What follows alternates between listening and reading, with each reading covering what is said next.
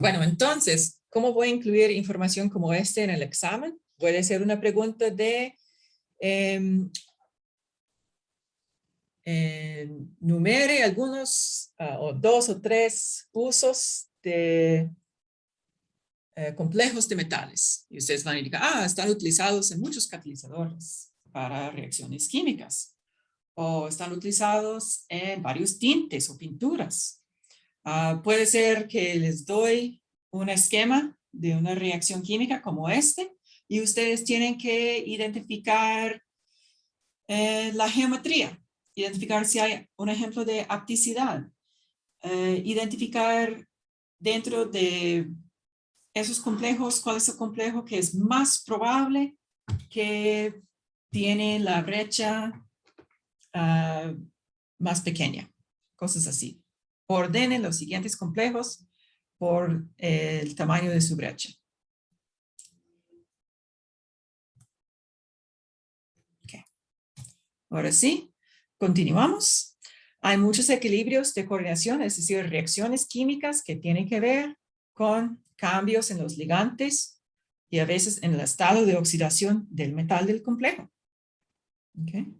Entonces, típicamente vamos a sintetizar esas soluciones en disolución acuosa y vamos a, por ejemplo, empezar con un compuesto que contiene un ligando que es más bajo en la serie espectroquímica cuando agregamos un ligante que se encuentra más arriba en esta serie, vamos a tener el desplazamiento, ¿verdad? Entonces, para identificar si la reacción va a ser espontánea o no, el producto debe contener el ligante más alto en la serie espectroquímica. Pero también es posible tener un desplazamiento que no solamente toma en cuenta la serie espectroquímico. En este caso tenemos el agua desplazado por este ligante bidentado. Entonces, ese debe suceder por la serie espectroquímica, pero también tenemos una reacción entrópica. Básicamente, al principio tenemos aquí 4 especies en disolución acuosa. Y en el producto tenemos 7 especies en disolución acuosa. Ok, cuando hay 7 especies, hay más desorden.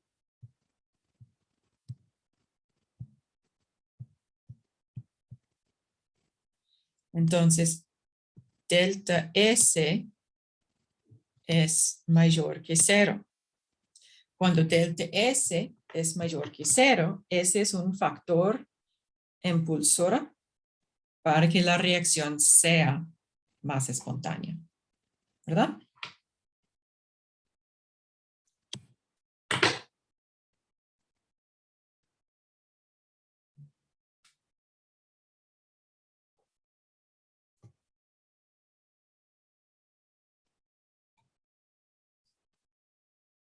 Ok. Entonces, hay factores termodinámicos y hay factores cinéticos en el intercambio de ligantes. ¿Okay? Entonces, termodinámico nos indica si la reacción es espontánea o no.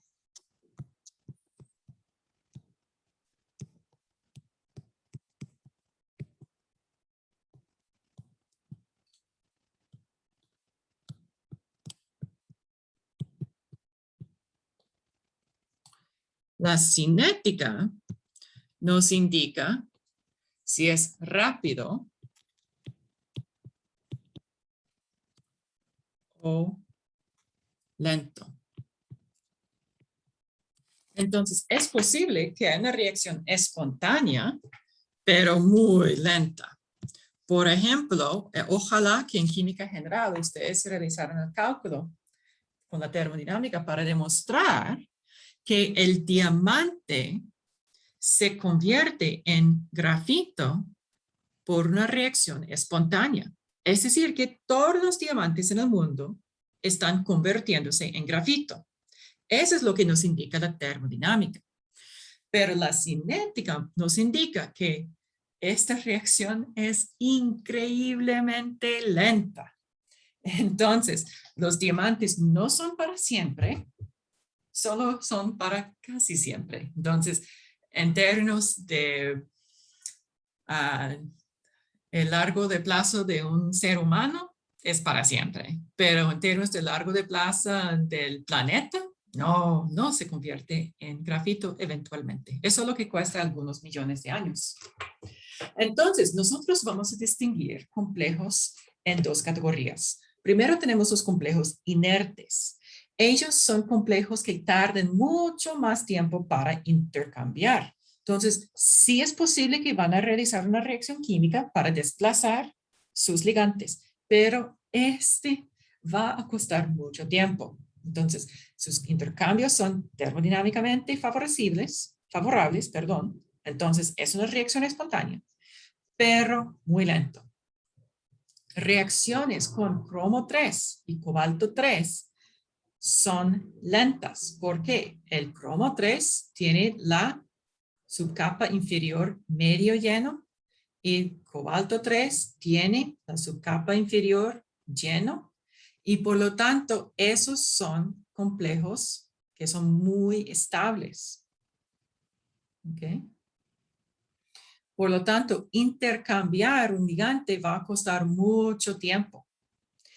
En el caso de que usted quiere en el laboratorio convertir este complejo con cobalto 3 al otro complejo con cobalto 3, dado que va a ser súper lento, es mejor primero cambiar el estado de oxidación del cobalto, realizar un intercambio de ligantes relativamente rápido y después oxidarlo otra vez al cobalto 3 con este ligante, ¿verdad?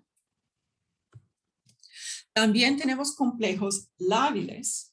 Ellos intercambian sus ligantes rápidamente, es decir, en una pregunta de 1 minuto o menos, una pregunta de segundos. La mayoría de las reacciones en disolución con metales son rápidas. ¿Ok? Entonces, cuando tenemos un complejo lábil, vamos a encontrar esos con metales con menor estado de oxidación. Este resulta en una brecha menor, un spin alto típicamente. Este realiza que tenemos la pérdida de su capa medio lleno o lleno y el complejo se pone menos inerte o, en otras palabras, más lábil. Entonces, ¿qué quiero decir aquí?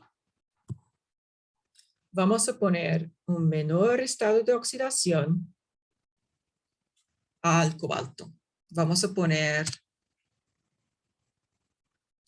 el cobalto. Necesito más espacio.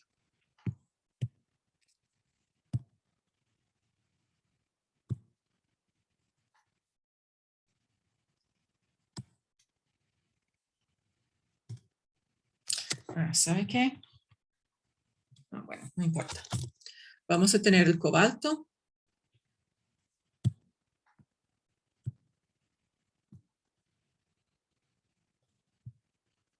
Tres positivo va a ser así.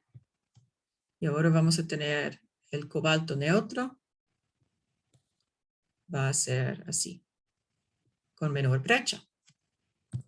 Entonces, aunque el cobalto, digamos que tenemos los mismos ligantes.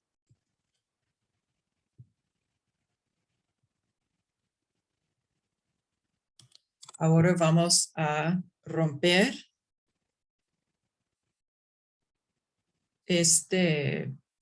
no vamos a tener la subcapa llena.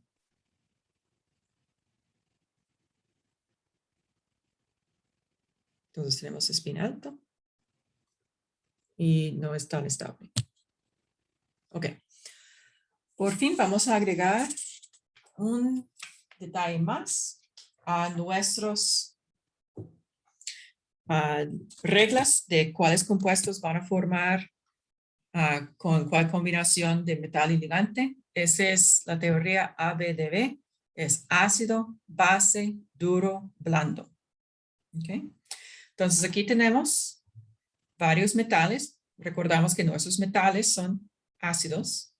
Y notamos que los duros tengan estado de oxidación muy alto.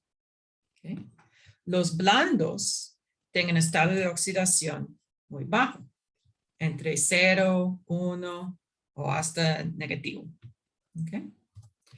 Para una base, recordamos que nuestros bases son ligandos típicamente y ellos son duros cuando es el fluoruro, el óxido o el nitrógeno o un compuesto en que parte del ligando que está donando los electrones contiene es el oxígeno o el nitrógeno.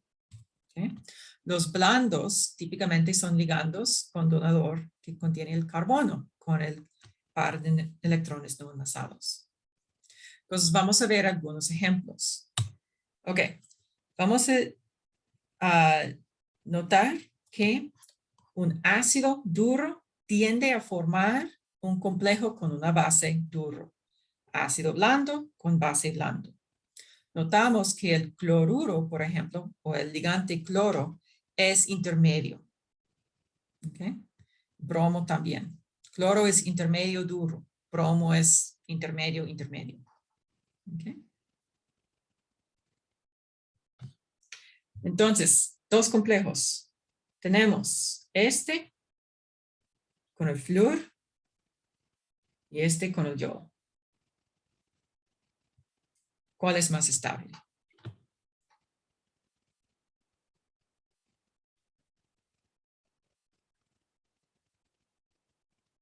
¿Y por qué?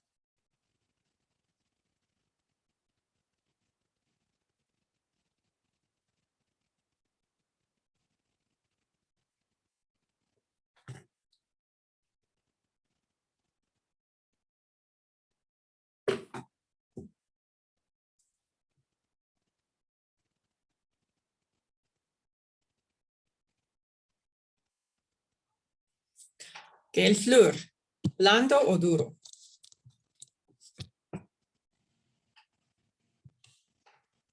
Blando. El flúor Es duro. es duro. ¿El yodo?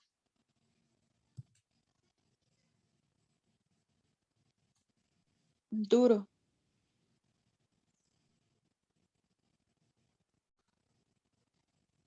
El yodo es blando.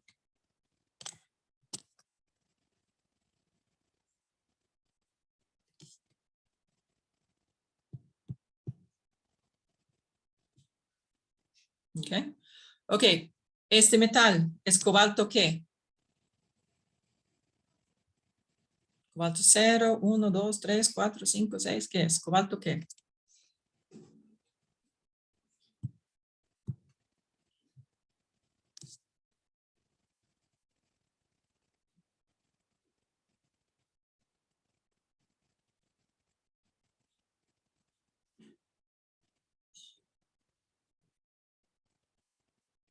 Bueno, la carga total es 2 positivo en ambos compuestos.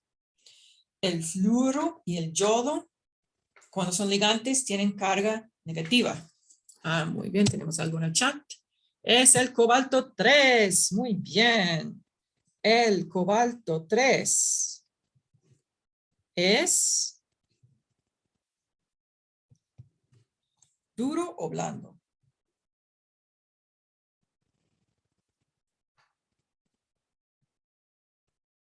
Duro.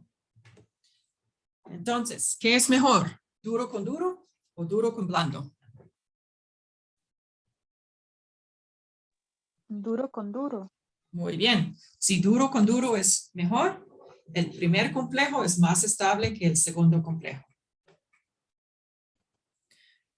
Voy a agregar un detalle adicional que yo sé que le va a dar un poco de frustración, ¿verdad? Es posible que un ligando blando puede afectar el metal. Por ejemplo, por experimentos, hemos notado que este complejo con el yodo, cuando el otro ligando es el ciano, es más estable que el cobalto con el flúor cuando el otro ligando es el ciano. Y es porque el ciano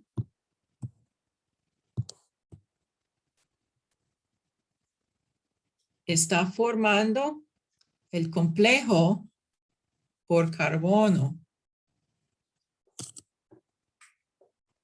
El ciano es un ligando blando y dado que tenemos 5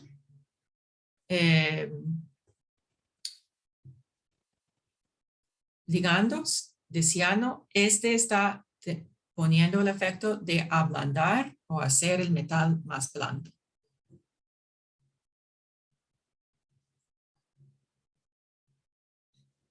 ¿Ok?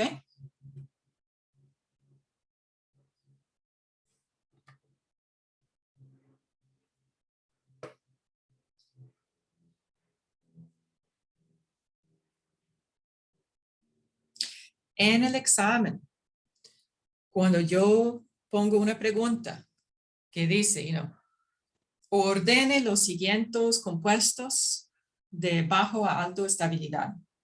En este caso, sería con ejemplos como esos, que no tiene una excepción. Si yo tengo algo con excepción, sería, esta es una excepción. Por favor, explicar por qué. ¿Verdad?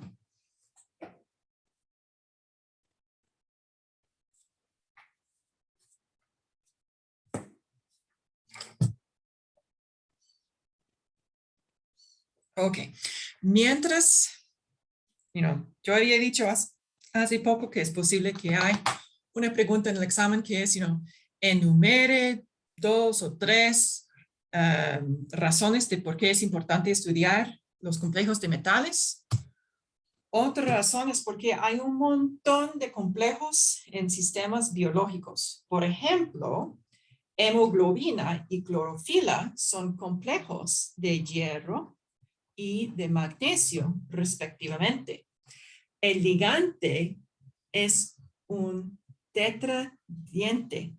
Ese se llama un porferina. Es una clase de compuestos que se llama porferina y es muy importante para todos los mamíferos y todas las plantas para que podamos transportar oxígeno y dióxido de carbono por nuestra sangre con la hemoglobina y es muy importante para las plantas para que ellos puedan tener la clorofila que absorbe energía de luz, utiliza esa energía de luz para excitar un electrón y utilizar la excitación electrónica para producir una corriente eléctrica que está utilizado en un montón de procesos, fotosistema 1, 2, el ciclo de Calvin y todo esto para la base de vida, la mayor parte de la vida en la Tierra.